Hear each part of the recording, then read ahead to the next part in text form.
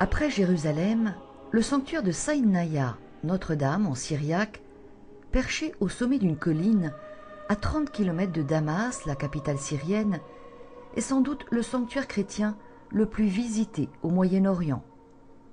Sa première construction date de l'an 545, l'année où, selon la légende, Marie serait apparue à l'empereur de Byzance, Justinien Ier, d'abord sous les traits d'une gazelle, puis sous la forme d'une icône, alors que celui-ci traversait la Syrie pour aller attaquer les Perses. « Justinien, tu construiras une église pour moi sur cette colline », lui aurait dit la Vierge avant de disparaître.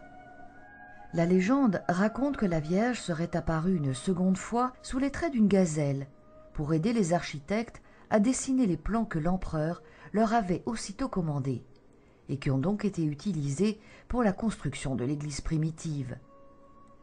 Celle-ci conserve encore de nos jours sa grandeur et sa beauté originelle de style byzantin, témoigne l'écrivain biologiste Jean-Claude Antacli dans son itinéraire d'un chrétien d'Orient. Devenu un grand centre de pèlerinage de rites grecs orthodoxes, aujourd'hui une cinquantaine de religieuses veillent sur la riche histoire de ce sanctuaire, qui renferme aussi de nombreux et précieux manuscrits, et dont la renommée n'a cessé de grandir au fil des siècles.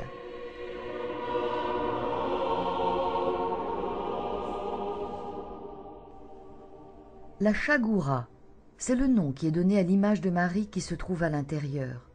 Une icône que l'on dit miraculeuse et qui serait la réplique d'une des icônes peintes par saint Luc. Elle aurait été introduite bien après la construction du sanctuaire, par un moine qui traversait la Syrie pour se rendre sur les lieux saints.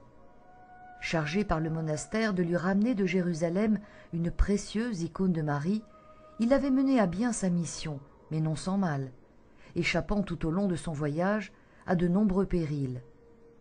À chaque danger rencontré et surmonté, le moine bénissait la Vierge, convaincu de s'en être sorti grâce à sa puissance miraculeuse. Si bien qu'arrivé à Saïnaya, il n'avait pu résister à la tentation de faire croire qu'il était rentré bredouille. Mais au moment de repartir, une force irrésistible l'aurait cloué sur place, l'empêchant d'avancer jusqu'à ce qu'il finisse par remettre l'icône au couvent, avouant avoir voulu la garder, tant il avait été bouleversé par tous ses bienfaits.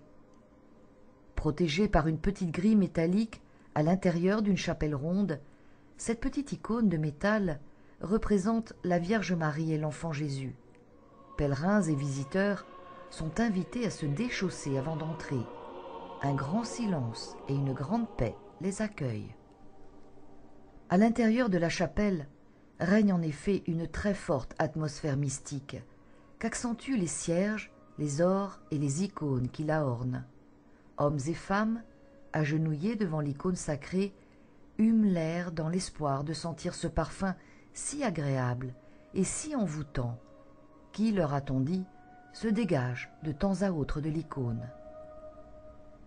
La supérieure du couvent témoigne de guérisons fréquentes, de miracles devenant habituels, et pour des personnes de toute croyance.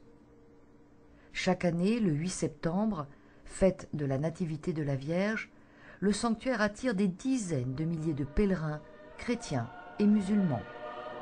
Écoutons cet hymne à Marie de la liturgie orthodoxe.